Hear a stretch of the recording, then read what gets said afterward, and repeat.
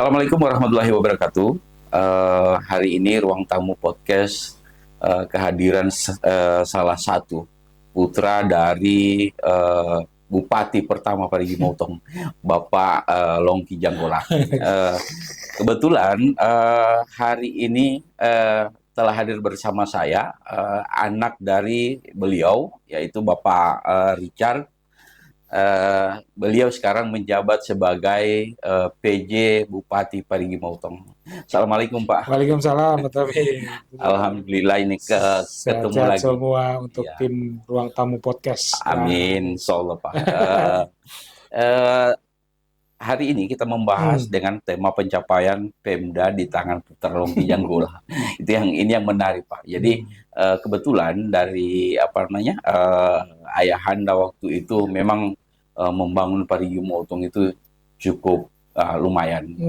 Ya beliau menguras pikiran untuk membangun dari awal Parigi Motong. Untuk di 23 tahun Kabupaten Parigi Motong itu belum ada pergerakan dari peninggalan beliau. Ada penambahan tapi ada sedikit yang yang baru yang direhab lah. Tapi lebih banyak, lebih dominan itu peninggalan Bapak. Jadi untuk itu untuk Pak PJ sendiri kira-kira bagaimana sejak pertama kali menginjakkan kaki di bumi Parigata ini lagi menggantikan meneruskan ayahanda gitu. Ya. Terima kasih Pak Tony. Ya. Terima kasih untuk para pemirsa podcast Ruang Tamu Podcast. Terima kasih atas undangan dari Pak Tommy beserta kru. Ya kalau melihat histori ini sebenarnya harus dipisahkan dulu.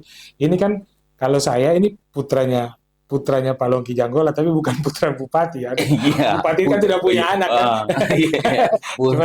Ya putranya Longki Janggola. Kebetulan beliau dulu sebagai PJ Bupati 2002, kemudian terpilih sebagai Bupati definitif pertama 2003 sampai 2008 dan melanjutkan periode 2008. Ada beberapa hal mungkin yang sudah digagas oleh beliau sewaktu Bupati pertama. Terkait dengan pembangunan di wilayah Kabupaten Parigi Motong. Pada saat saya ditugaskan oleh Bapak Gubernur, ditugaskan oleh Pak Mendagri, kemudian dilantik oleh Pak Gubernur pada saat itu Pak Rusdi Mastura, tanggal 12 Oktober 2023. Sebenarnya ada tugas spesifik di dalam situ. Kalau kaitannya tugas pembangunan ya itu kan sudah berjalan, sudah sepatasnya selaku pemimpin daerah menjalankan tugas-tugas yang sudah berjalan, dianggarkan dan sebagainya. Tapi ada tugas spesifik bahwa selaku PJ Bupati ditugaskan dalam SK Bupati, PJ Bupati tersebut menjalankan 4 pil itu. Pilpres dan Pileg pada Februari 2024. Pilgub dan Pilbub pada November 2024. Artinya itu sudah tugas spesifik. Itu tugas yang paling utama sebenarnya. Menjalankan proses pesta demokrasi di Kabupaten Parigi Motong berjalan dengan lancar. Itu yang menjadi konsentrasi kami selaku PJ Bupati, bahwa ada tugas yang harus kami jalankan menyelenggarakan pesta demokrasi. Adapun ada tugas tambahan yang diamanatkan oleh Pak Presiden saat itu November 2024, penurunan angka kemiskinan ekstrim. Yang kedua, penanganan stunting di wilayah Kabupaten Parigi Motong. Yang ketiga, pengendalian inflasi di wilayah Kabupaten Parigi. Ini sambil berjalan dengan adanya penganggaran yang sudah dianggarkan 2023, 2024, dan sekarang juga tahun 2025 berjalan sesuai pagu penyusunan anggaran itu untuk dilaksanakan pembangunan di wilayah Kabupaten Parigi. Berjalan normal, harusnya berjalan normal. Alhamdulillah ini. Berjalan alhamdulillah. Jadi kemudian untuk menjalankan tugas, hal yang pertama yang menjadi perhatian Pak Bupati sejak awal jadi PJ itu apa sebenarnya? Yang target? Ya menjadi tugas utama ya pasti itu ya, penyelenggaraan pemilu itu. Pemilu itu. Pesta demokrasi itu berjalan dengan lancar. Alhamdulillah. Sebenarnya pesta demokrasinya sudah bisa berjalan lancar kemarin sampai dengan November ya. Kemudian ada keputusan sengketa dan kita harus hormati keputusan itu, dan insya Allah dalam waktu dekat kita akan menjalankan voting day kembali tanggal 16 April. Saya juga membutuhkan dukungan dari masyarakat, peran serta dari masyarakat untuk mensukseskan tugas saya yang terakhir ini, menjalankan proses PSU di wilayah Kabupaten Parigi. Yang paling utama sih itu sebenarnya, Mas Tony. Tapi terkait dengan pencapaian tugas tambahan dari Presiden tadi, 3 itu, saya sekedar menyampaikan ke Pak Tommy dan pemirsa podcast, 3 tugas tambahan itu, alhamdulillah dengan sambil menjalankan tugas pemilu ini dengan sebaik-baiknya, tugas 3 itu bisa berjalan lancar juga. Itu berkat dukungan dari masyarakat.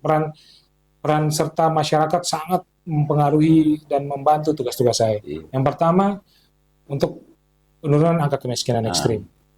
Tahun 2023 saya masuk, akhir 2023, angka kemiskinan ekstrim kita masih pada angka 6, sekian persen. Di tahun 2024 kemudian dilakukan penghitungan kembali oleh BPS dan oleh BI, Bank Indonesia. Alhamdulillah kita turun ke 1,2%. Ada penurunan 4 sekian persen angka kemiskinan ekstrim. Dan angka kemiskinan reguler pun ada penurunan dari angka biasanya 14, sekian berapa persen, juga turun 0, sekian persen. Artinya sudah ada pergerakan di situ. Pembangunan tetap berjalan dengan baik. Yang kedua, penanganan angka stunting. Tahun 2023 kita mendapatkan ganjaran dari provinsi, diberikan hadiah juga, penanganan stunting terbaik kedua di Provinsi Sulawesi Tengah 2023. 2024 kemarin kita bisa tingkatkan ke terbaik 1 penanganan stunting di Kabupaten Parigi Motong. Kita dapat ganjaran juga, dapat semacam bonus lah dari provinsi untuk penanganan stunting juga. Berarti ada rewardnya ya? Iya, ada rewardnya. Jadi ada pergeseran juga kan, ada perubahan. Yang terakhir untuk pengendalian inflasi, saya bisa laporkan tahun 2025 ini terhitung Februari 2025, saya baru dapat suratnya kemarin dari Bank Indonesia, Kabupaten Parigi Motong menempati angka IPH 14 terendah se-Sulawesi. 14 kabupaten terendah di Sulawesi dengan angka IPH inflasi itu minus 1,9%. Padahal angka normalnya, angka yang diharapkan oleh Kementerian Dalam Negeri yang dilakukan tiap hari Senin itu rapat dengan dengan Kemendagri, dengan Pak Mendagri, biasanya dengan Wamendagri, dengan Dirjen, itu setiap kabupaten, setiap kota yang dihitung itu maksimal 3% angka inflasinya. Kita minus 1,9%. Artinya kita rendah sekali. Jadi angka dan itu terendah nomor 14 se Sulawesi dan 67 se Indonesia. Berarti yang paling rendah itu berarti Parigi Motong, Pak, untuk Sulawesi Tengah. Sulawesi Tengah ada 3 kabupaten kalau tidak salah, ada Poso sama Banyalaut. Tapi saya antara 3 itu dekatan saja itu. Berdekatan itu, 14 Sulawesi. Iya, Pak Bupati. Sebelum ke Parigi Motong itu, kira-kira sebelum jadi PJ, ada tidak titipan dari Bupati lama? Barangkali Pak PJ ini yang saya harus yang dilanjutkan. Ada tidak program-program? Ya, syukurnya saya bersyukur bahwa saya ini masuk di wilayah yang saya memiliki hubungan emosional yang sangat kuat begitu. Artinya saya pernah dulu di sini, orang tua saya dulu pernah bertugas di sini, dia mengetahui latar belakang pembangunan di wilayah sini. Jadi ada beberapa memang masukan sih sebenarnya, bukan harus dilaksanakan tidak. Jadi yang paling utama itu kemarin karena buah tangannya beliau waktu itu ya, jalur 2.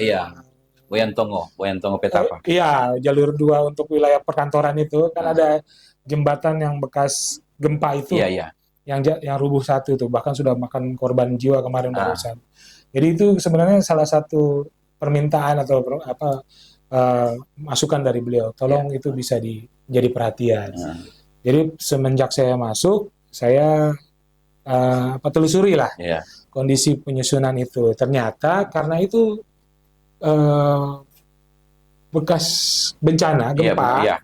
2018. Itu sudah masuk dalam daftar penanganan di BNPB pusat. Iya. Nah, sejak tahun 2019 atau 2020 2020. Jadi sebenarnya kalau mau kita menangani sendiri pun bisa, cuman anggarannya kan cukup besar. Iya. Kalau dulu saja di 2020 itu perkiraannya sekitar 10 miliar. Iya. Jadi kalau sekarang mungkin penyesuaian dengan harga sekarang mungkin di atas 10 Lebih miliar di atas. saja. Cuman kalau saya menyampaikan ya karena kebutuhan kita kemarin anggaran untuk pilkada dan sebagainya kita membutuhkan biaya. Jadi saya bilang kalau memang sudah tercatat di BNPB, kita tinggal menggedor ke BNPB saja, cepat laksanakan saja ya. Yang penting kan mereka sudah tercatat. Berarti tinggal lobby-lobby kembali. Iya, di lobby-lobby kembali.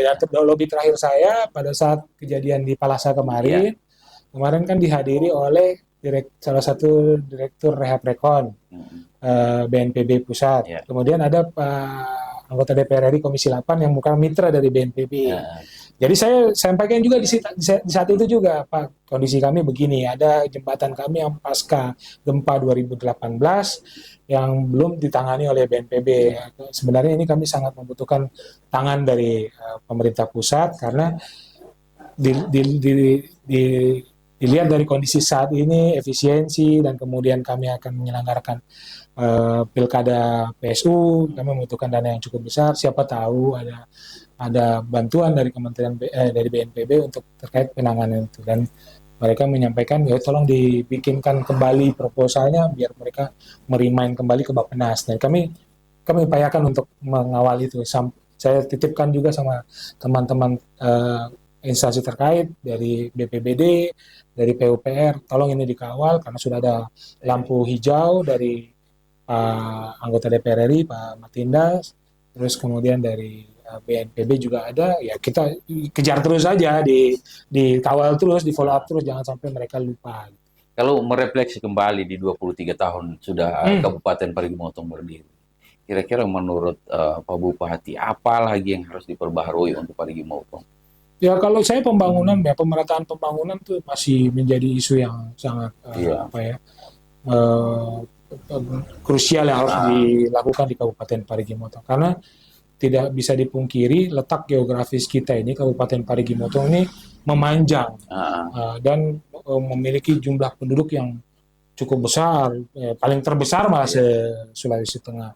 Jadi pemerataan pembangunan di seluruh wilayah kabupaten itu saya rasa perlu terus dilakukan di seluruh kecamatan yang ada di Kabupaten Parigi Motong. Ya, kalau untuk Kabupaten Parigi Motong ini ibu kotanya itu kalau di zamannya ayahanda itu, itu memang dikenal dengan kantor bupati termewah, termegah di Sulawesi.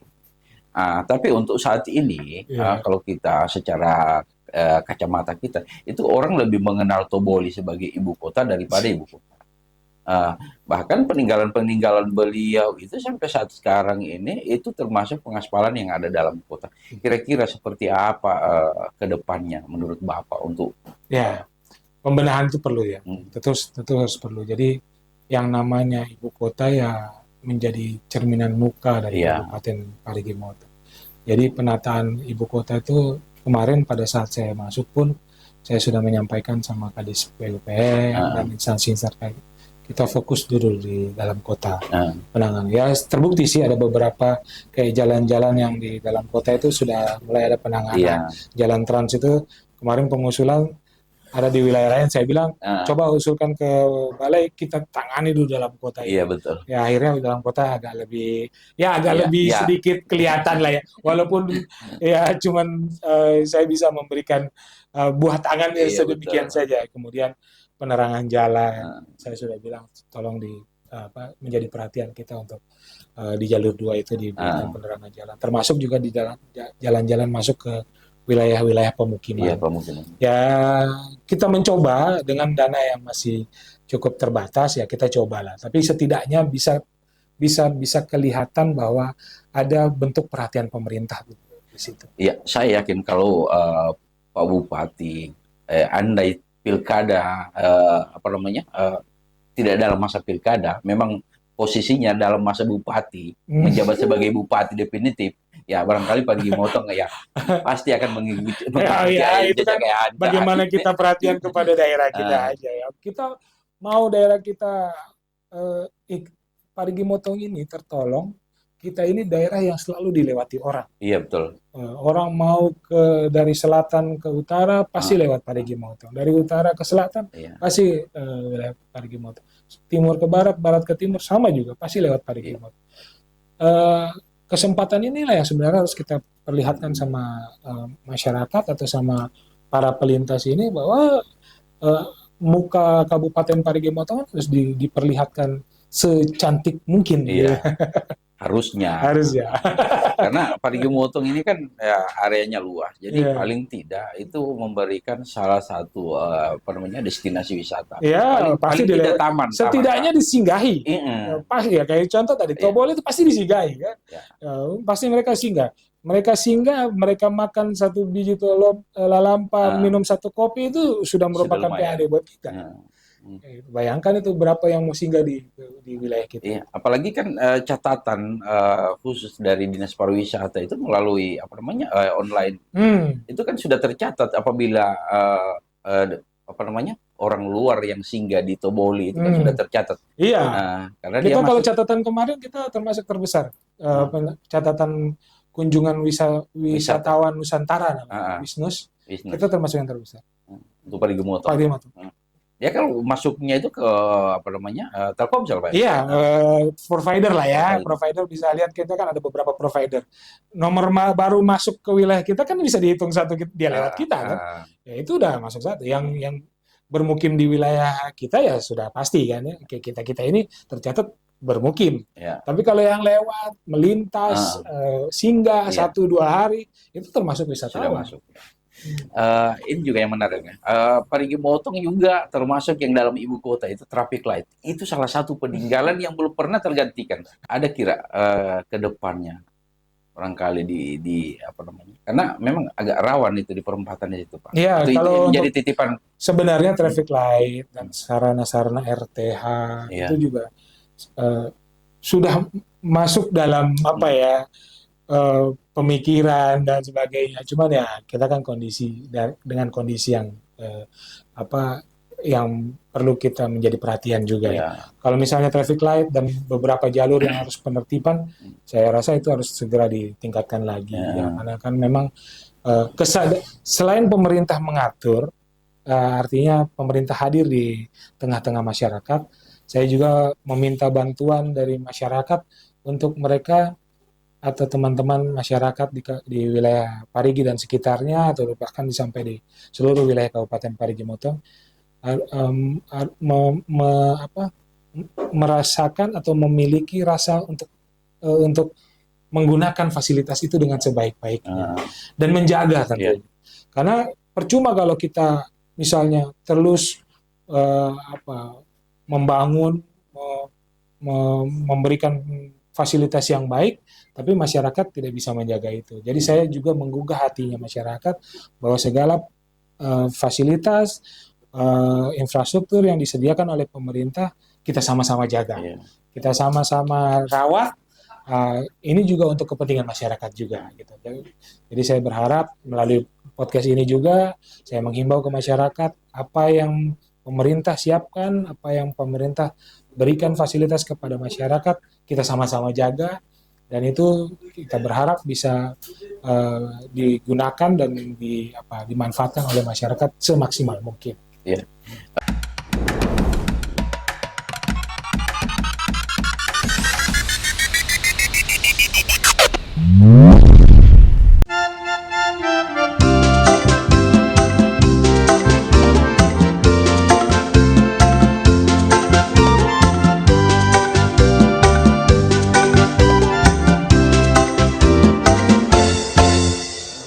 Assalamualaikum warahmatullahi wabarakatuh. Salam sejahtera untuk kita sekalian. Om Swastiastu, Namo Buddhaya, salam kebajikan, salam sehat untuk kita semua. Saya Richard Arnaldo, PJ Bupati Kabupaten Parigi Motong. Atas nama pemerintah daerah mengucapkan selamat hari ulang tahun ke-23 Kabupaten Parigi Motong tahun 2025. Dengan penuh rasa syukur dan bangga, Mari kita maknai dan rayakan hari bersejarah ini dengan semangat kebersamaan dan tekad yang kuat. Dengan mengangkat tema "Bersama Kita Kuat", semangat kebersamaan ini diharapkan dapat merajut harmoni dalam bingkai persatuan dan membawa Parigi Motong mencapai masa depan yang gemilang, serta mengingat bahwa kekuatan kita terletak pada persatuan dan kerukunan serta semangat gotong royong. Tentunya hal ini harus terus kita pupuk dan pelihara untuk diwariskan kepada generasi penerus dalam menjaga kemajemukan dan toleransi di tengah-tengah perbedaan yang ada. Mari kita jadikan momentum ini sebagai tonggak untuk terus bersinergi sebagai kekuatan besar membangun Parigi Motong yang kita cintai menjadi yang lebih maju, sejahtera, dan berdaya saing. Terima kasih kepada seluruh elemen masyarakat atas dukungan yang telah diberikan demi kemajuan daerah yang sama-sama kita cintai ini. Dirgahayu Kabupaten Parigi Motong, bersama kita kuat. Sekian dan terima kasih. Billahi taufiq wal hidayah. Assalamualaikum warahmatullahi wabarakatuh. Salam sejahtera untuk kita sekalian. Om Santi, Santi, Santi Om.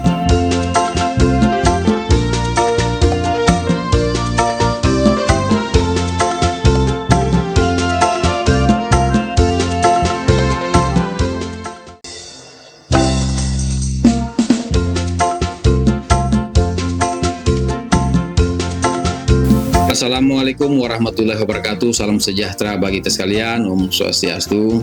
Saya Zulfi Nasran, SSTP MAP, Sekretaris Daerah Kabupaten Parigi Motong. Pada kesempatan ini mengucapkan selamat Idul Fitri.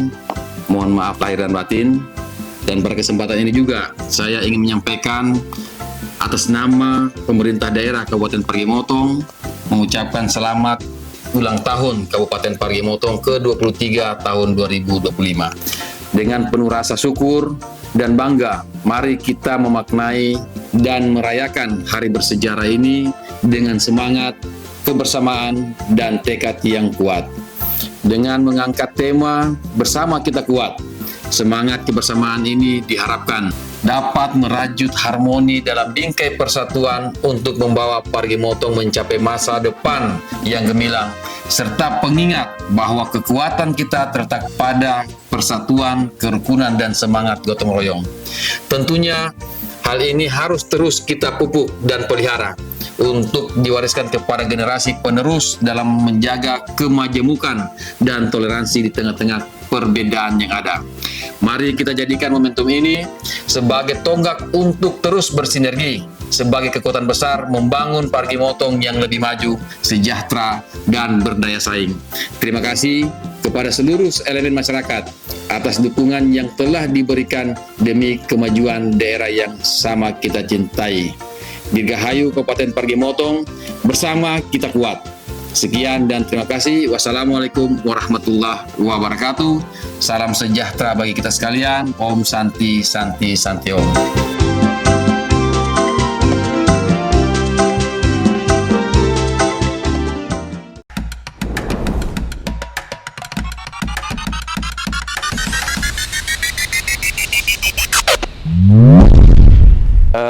Ini lagi Pak Bupati, ini kan menjadi bahan pertanyaan masyarakat soal penanganan sampah.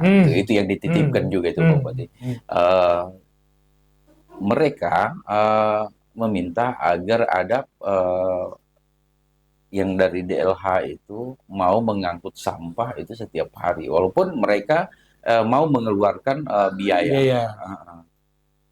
Dengan alasan belum memiliki perbuk, sehingga itu yang belum tidak bisa dilaksanakan. Jadi untuk itu Pak Bupati bisa dijelaskan agar masyarakat paham soal sampah itu, penanganan sampah. Penanganan sampah. Ya itulah saya kemarin juga sudah berdiskusi dengan tim-tim terkait OPD teknis. Artinya sebenarnya peluang kita masyarakat itu sudah memiliki kepedulian gitu. Mau membayar atau demi terciptanya kebersihan.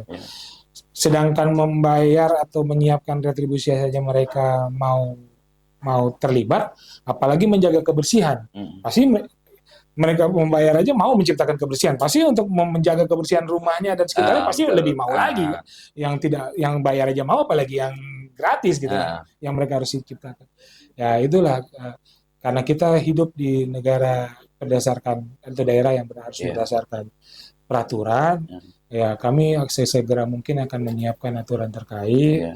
Karena kalau tidak, nanti malah takutnya yang apa ya, yang bermasalah nanti teman-teman OPD teknisnya karena memungut tanpa ada aturan dan sebagainya. Karena kasihan juga nanti malah jadi pungli nanti permasalahan hukum lain jadi kita siapkan nanti dan mudah-mudahan dalam waktu dekat kita bisa berikan hasilnya dan kalau dia berbentuk perbub atau dia misalnya ada masukan dari Perda dari DPR ya kita bagaimana nanti kita terapkan dan sebaik-baiknya. Tapi intinya bahwa dengan adanya keinginan yang besar dari masyarakat itu, kami sudah bisa merasakan bahwa oh masyarakat peduli dengan kebersihan lingkungannya masing-masing. Mau bayar aja mau, apalagi menciptakan misalnya halaman yang bersih, got yang bersih, ya itu mudah-mudahan bisa. Karena kebersihan ini bukan hanya beban dari pemerintah saja, harus punya peran serta dari seluruh masyarakat membangun mindset yang baru bahwa kota yang bersih, kota yang sehat itu harus diciptakan oleh semua lapisan. Berarti Pak Bupati selama menjabat ini berarti sudah mau hampir setengah periode lah. 1 tahun setengah. 1 tahun setengah. Dari 1 tahun setengah itu kan sudah banyak capaian-capaian yang dimiliki oleh Pak Bupati. Kira-kira ada tidak punya target ke depan apa lagi yang saya harus lakukan untuk dijadikan kenangan untuk masyarakat Bogor? Kalau yang paling utama karena tugas saya terkait pilkada ya saya menyelenggarakan PSUD dengan berhasil dengan aman. Karena alhamdulillah proses pemilu Februari dan November lalu semua dapat berjalan dengan aman. Hampir tidak ada konflik di wilayah kita. Kita ini tadinya termasuk daerah yang diberikan tanda katanya itu termasuk tanda merah tanda apa. Ternyata tidak ada. Aman-aman saja, alhamdulillah kemarin itu kondisinya. Namun karena ada keputusan PSU, ya kita hargai itu dan mudah-mudahan dengan berjalannya PSU tanggal 16 April ini juga berjalan dengan aman dan juga selesai. Tidak ada konflik-konflik. Insya Allah. Ya, semua berjalan dengan aman. Nah, kemudian kalau tugas itu sudah selesai, ya saya merasa yang menjadi tanggung jawab saya sudah berakhir. Namun saya ingin memberikan buah tangan buat teman-teman di Kabupaten Parigi Motong. Di tahun 2023 sesuai dengan capaian pendapatan kita di laporan APBD kita tercatat kita mendapatkan pendapatan 1,5 triliun. Kemudian dapat bergerak di tahun 2024 dengan capaian 1,8 triliun atau ada penambahan sekitar 300-an miliar atau hampir 18%. Di tahun 2025 dengan kondisi efisiensi dan sebagainya ini tetap teman-teman menganggarkan, merencanakan kegiatan untuk mendapatkan pendapatan di wilayah kita itu 1,8 triliun juga dengan posisi yang sama di 2020. Saya berharap ini bisa tercapai karena pembangunan itu tidak akan terwujud kalau tidak ada sumber dananya. Tidak ada sumber.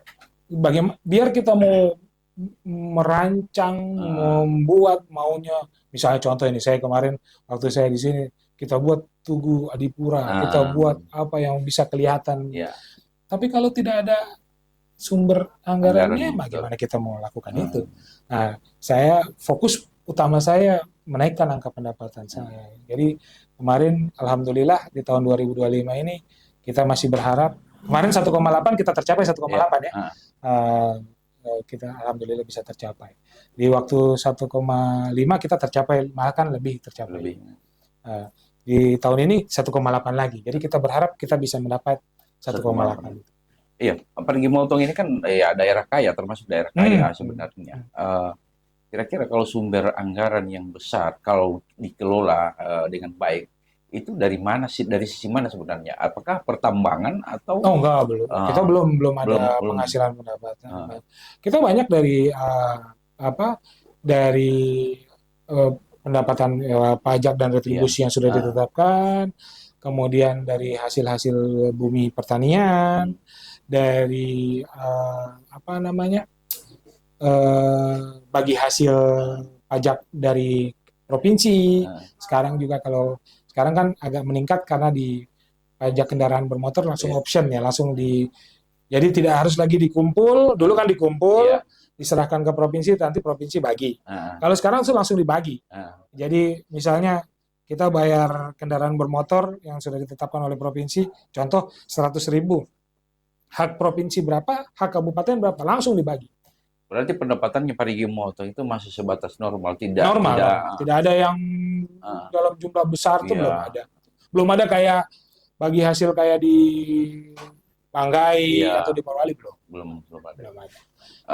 Ya kalau saya sih berharap kan sekarang komoditi durian ini lagi besar gitu.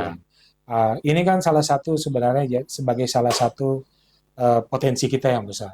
Saat ini banyak orang untuk berinvestasi di situ. Kenapa tidak? Setelah mereka jalan, mereka settle, kita buatkan perbubnya, perdanya untuk mereka bisa salah satu komoditi yang kita kenakan pajak atau retribusi. Seperti yang sudah diterapkan kan kemarin sarang walet ya. Sarang walet ada perdanya. Ya kenapa tidak? Nanti juga begitu bisa saja. Kalau untuk sekarang ini kan PM-nya itu kan ada 16 untuk durian montong. Packing house, PH. PH-nya. Kira-kira mereka itu sudah masuk, sudah bisa kalau secara direct belum. Direct belum. Tapi nanti kalau dibuatkan perbub dan perdanya bisa saja. Bisa dari komoditi yang mereka jual bisa. Tapi sekarang ya hanya yang tidak direct ya, misalnya pekerja yang mereka gunakan untuk hidup operasional. Itu kan juga secara tidak langsung masuk ke daerah juga. Masuk ke daerah. Cuman yang direct bisa saja, misalnya dari komoditi yang dia jual dari wilayah Kabupaten Parigi Motong, duriannya sekian ton, nanti kalau mereka ekspor, kalau keran ekspor sudah terbuka, ini kan lagi dijaga gas juga nih. Keran ekspor kita direct dari Palu langsung ke Tiongkok. Kemarin sudah ada tim audit dari Bea Cukai Cinanya datang, saya dampingi.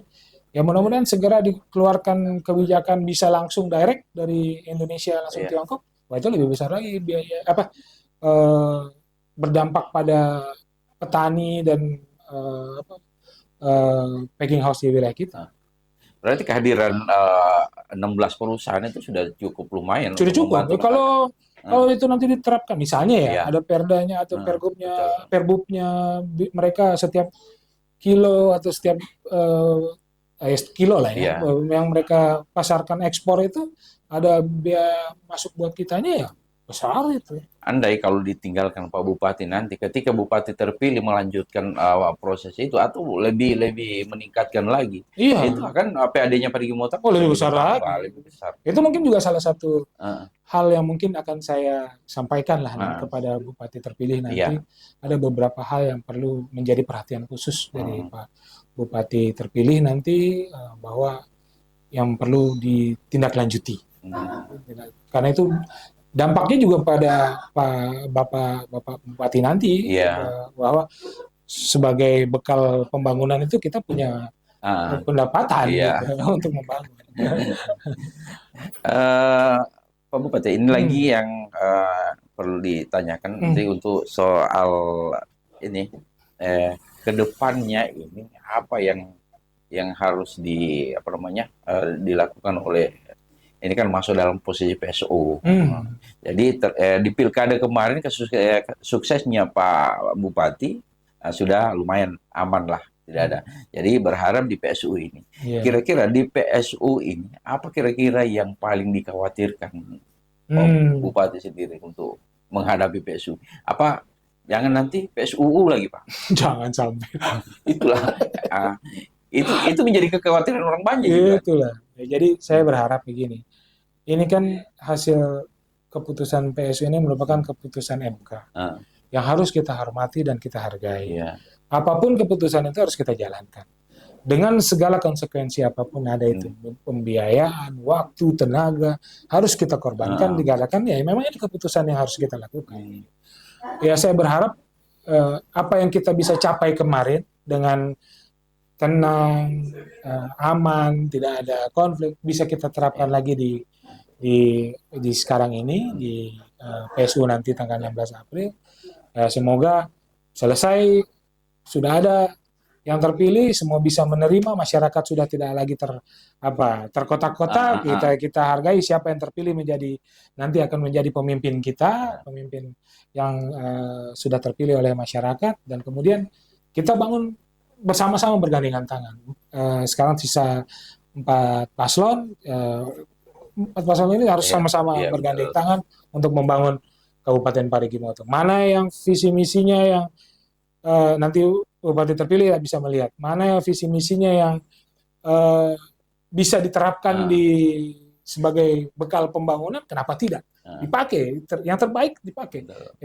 Terlepas dari janji-janji politiknya, ya dia harus tunaikan dulu janji politiknya, kemudian program-program yang baik dipakai saja, kenapa tidak? Iya, ini lagi kebanyakan masyarakat itu bertanya, kok kenapa Parigi Motong kesulitan keuangan untuk saat ini? Jadi ada yang mengatakan bahwa ini semua dampak dari PSU.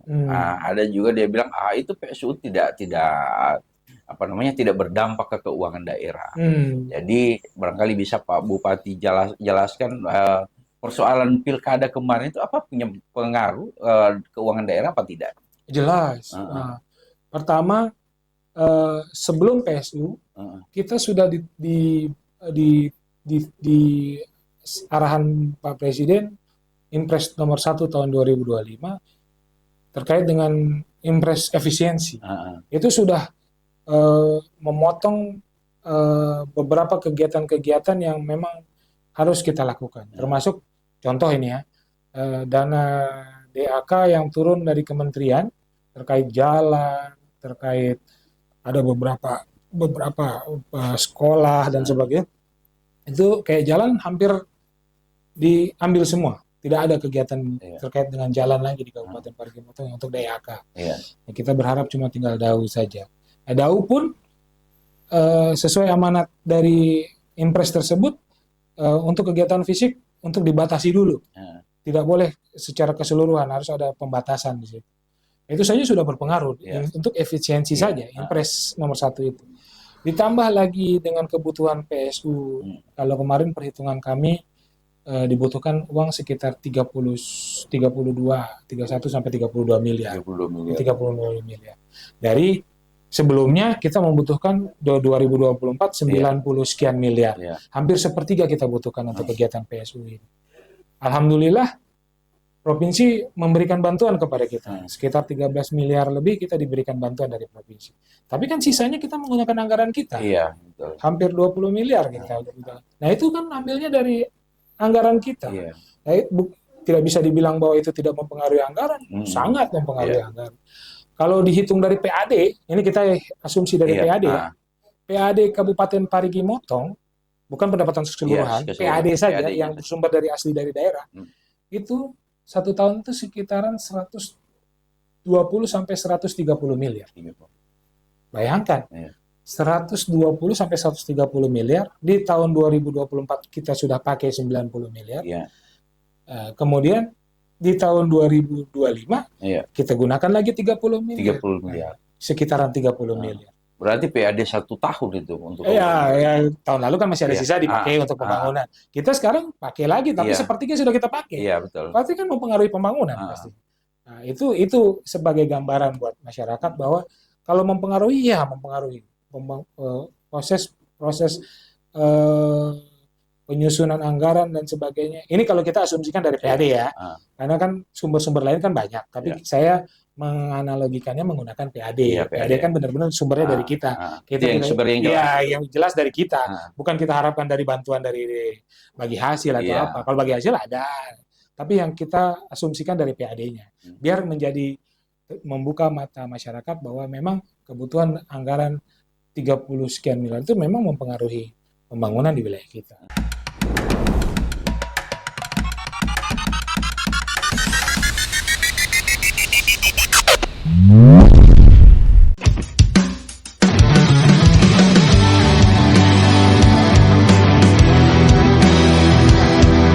Assalamualaikum warahmatullahi wabarakatuh. Salam sejahtera untuk kita sekalian. Om Swastiastu.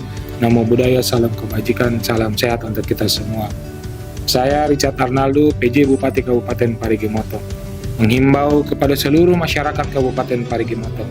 Mari kita sukseskan PSU Pilkada Kabupaten Parigi Motong tanggal 16 April 2025 dengan menggunakan hak pilih kita, dan kita buktikan bahwa kabupaten kita menjadi kabupaten yang aman, damai, tertib, dan nyaman. Dan kita bisa menjaga ketertiban bagi daerah kita yang kita cintai. Saya menghimbau kepada seluruh masyarakat untuk saling menghormati, saling menghargai. Berbeda pilihan itu hal yang biasa.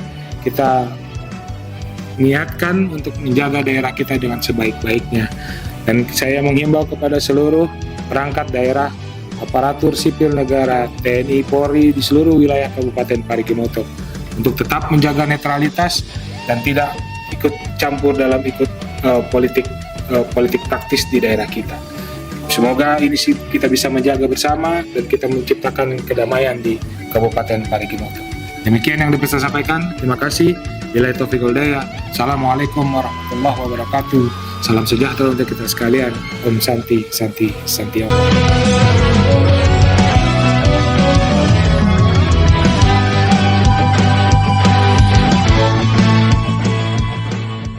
Assalamualaikum warahmatullahi wabarakatuh. Shalom, salam sejahtera untuk kita sekalian.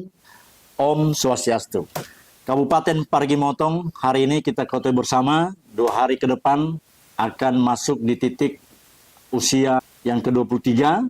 Tentunya usia 23 ini usia yang sudah menanjak dewasa. Kita berharap ulang tahun itu menjadi hari evaluasi atas hadirnya kabupaten ini di masyarakat. Oleh karena itu, saya berharap ke depan Parigi Motong terus bangkit dan jaya. Saya, Isram Saitolo, Ketua DPW Peknas Provinsi Sulawesi Tengah, mengucapkan selamat hari ulang tahun Kabupaten Parigi Motong. Parigi Motong bangkit dan Parigi Motong jaya selalu.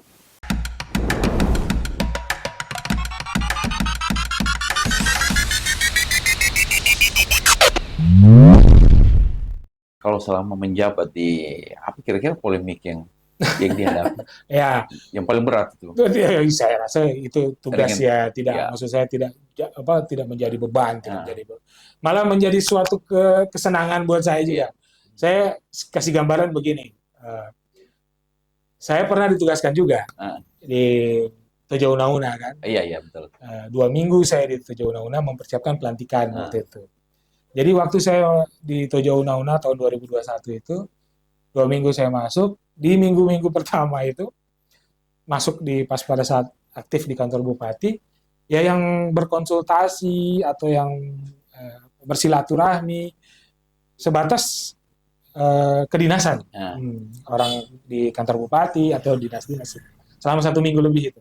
1 minggu di sana, selama 1 minggu. Tapi beda jauh dengan Parigi. Saya dilantik Kamis, kalau tidak salah Kamis saya dilantik. Baca doa di sini Jumat, baca doa masuk rumah jabatan itu masyarakat sudah antusias terkumpul dan pengen mungkin bersilaturahmi. Mungkin kan ada yang teman main basket dulu. Jadi banyaknya masyarakat yang mau untuk bersilaturahmi gitu. Itu hampir 2-3 minggu saya tidak meninggalkan kantor untuk berinteraksi dengan masyarakat. Artinya antusias masyarakat sangat tinggi dan saya senang gitu. Karena memang kayak ada hubungan emosional barangkali saya pernah tinggal di sini dan sebagainya. Jadi ya saya bersyukur lah yang jaga saya banyak. Betul. Ya memang betul. Termasuk Dinas Kominfo itu yang menjadi saksi sebenarnya. Pengalaman yang paling jelas di Dinas Kominfo yang dijadikan kantor itu. Oh iya betul. Rumah camat. Rumah camat dulu. Dijadikan kira-kira untuk ke depannya apa yang dalam benak Bapak itu harus perlu dilanjutkan atau titipan dari ayah Anda? Ya maksudnya kita kan sama-sama ingin bukan cuma dari Bapak barangkali, dari saya pun juga, orang-orang yang pernah mengabdikan dirinya di Kabupaten Parigi Motong ini pasti ingin Kabupaten Parigi Motong ini berkembang dan lebih baik lagi pasti. Semua daya, semua upaya pasti akan dicurahkan untuk yang terbaik untuk Kabupaten Parigi. Ya, saya berharap nantinya Bupati terpilih bisa mendengarkan masukan-masukan dari mungkin masyarakat atau dari orang-orang yang mungkin betul-betul memiliki keinginan yang baik untuk pengembangan di Kabupaten Parigi Motong. Ya, kalaupun misalnya contoh ini keinginannya masyarakat A, keinginannya timnya barangkali B misalnya ya, keinginannya si bupatinya C, kan bupati yang menentukan nanti mau ikut A, mau ikut B, atau mau ikut C. Tapi bisa saja bukan salah satu di antara ini, bisa saja ABC. Kan? ABC itu semuanya diikuti keinginannya orang itu. Walaupun A tidak sepenuhnya, B tidak sepenuhnya, C tidak sepenuhnya, tapi ABC ini bisa terakomodir. Saya berharap nanti ini yang bisa menjadi catatan buat pemimpin kita yang terpilih nanti, bupati dan wakil bupati. Mudah-mudahan bisa berjalan dengan aman, kemudian mereka bisa membangun Kabupaten Parigi Motong ini sesuai dengan cita-cita kita bersama untuk Kabupaten Parigi Motong yang lebih baik. Ya, harapan kami juga seperti itu, Pak. Bupati tidak ada, jangan sampai mengkotak-kotakan. Betul. Ya. Kalau sudah terpilih ya sudahlah, itu sudah miliknya seluruh masyarakat dan semua bisa diakomodir. Kalau baik, kenapa tidak? Tapi kalau yang belum bisa diterima ya jangan dulu kecewa dulu. Siapa tahu kan nanti bisa usulnya bisa diterima nanti. Ya, kalau untuk menghadapi Parigi Motong ini kan juga sudah banyak yang pensiun. Persiapan itu kira-kira kalau dari kacamata Bapak banyak kira-kira pejabat yang harus menjadi dipersiapkan untuk ke depan karena ini akan jadi PR pemimpin baru. Ini termasuk dalam salah satu polemik itu juga yang tadi Pak Tommy sampaikan itu, bahwa kondisi birokrasi di wilayah kita di Kabupaten Parigi Motong ini memang kondisinya dalam membutuhkan penanganan segera. Banyak birokrat kita yang memasuki usia pensiun, kemudian harus dilakukan seleksi terbuka. Saya selaku PJ Bupati kemarin sudah mencoba untuk melakukan pembenahan, termasuk yang kemarin pada saat saya masuk, pembenahan untuk mengaktifkan kembali yang dinonjolkan, kemudian ada setelah itu saya mengusulkan untuk pergeseran untuk karena kan memang ada polemik sempat tersebar di masyarakat, ada PLT yang sudah di atas 6 bulan. Ya, sekarang kondisinya kalau saya tidak tunjuk PLT-nya, contoh ya, di salah satu dinas PLT-nya dari sekretaris. Sekretaris itu kan levelnya eselon 3A. Sedangkan bidang-bidang itu levelnya 3B. Saya sudah tunjuk PLT-nya dari sekretaris. Karena seleksi terbuka ini sudah kami usulkan ke BKN saat itu bulan Desember lalu, sampai saat ini belum ada respon dari BKN. Apakah diperkenankan atau tidak boleh? Panitia schedule sudah kami siapkan, tapi karena saya selaku PJ tidak bisa menyelenggarakan kegiatan itu karena tanpa ada izin, jadi saya harus meminta masukan dari Kemendagri maupun dari BKN. Dari Kemendagri sudah mengizinkan, dari BKN sampai saat ini belum ada informasi. Jadi kalau saya sudah menunjuk PLT di misalnya sekretarisnya, itu sudah berlangsung misalnya di atas 6 bulan. Siapa lagi yang saya mau tunjuk? Masa 3B di level 3B yang saya mau tunjuk jadi PLT kepala dinas, sedangkan ada yang eselon 3A. Ini kan yang menjadi catatan tersendiri juga. Akhirnya sekarang beberapa OPD ya harus ditunjuk PLT, bahkan ada eselon 2 sudah memegang 2 jabatan karena memang saya tidak bisa melantik saat ini untuk melakukan seleksi terbuka saja. Saya belum mendapatkan rekomendasi izin dari BKN. Dari BKN belum bisa memberikan, mungkin karena kondisinya saya PJ, karena mungkin sudah mau ada waktu itu ya, Ya. bulan Februari, waktu itu saya menyuratnya bulan Desember. Mungkin dalam pemikirannya Februari mau ada Iya, pelantikan pelantikan. dan sebagainya, mungkin tidak ada respon. Ya, sampai sekarang belum ada respon. Saya akan coba tanya lagi ke BKR. Iya. Siapa tahu walaupun saya tidak melantik, proses bisa berjalan. Iya. Nanti pada saat bupati terpilih dilantik, dia sudah bisa melantik. Sudah bisa melantik. Nah, Karena pentingnya roda pemerintahan itu kan di mereka. Iya, birokrat itu kalau ibarat mobil ini Kabupaten Parigi Motong ini sudah berapa ban kempes. Iya, betul. Sudah banyak, lebih dari 16 kayaknya. Jadi akhirnya tidak bisa laju kan. Ya, untuk closing statement-nya Ya, Pak Bupati. siap. Jadi harapan yang ke depannya untuk Pak Bupati yang siapa tahu ada dititipkan mulai dari pejabat yang akan dilantik, serta masyarakat yang ada di Parigi Motong, termasuk masyarakat Kelurahan Bantaya, yang jadi kelurahan yang pernah ditinggali selama pertama kali. Iya, berapa puluh tahun, 15 tahun. Tidak, ya kan? Kurang lebih 5 tahun baru pindah ke Loji. Oh iya, jadi warga Loji lagi. Jadi saya berharap itu salah satunya mungkin menjadi titipan saya untuk Bupati terpilih nanti, pembenahan birokrasi di Kabupaten Parigi Motong ini sudah bisa dilakukan sesegera mungkin, dilakukan seleksi terbuka, kemudian pembenahan birokrasi, mengisi jabatan-jabatan kosong. Iya. Sepertinya juga perlu penyegaran, rotasi.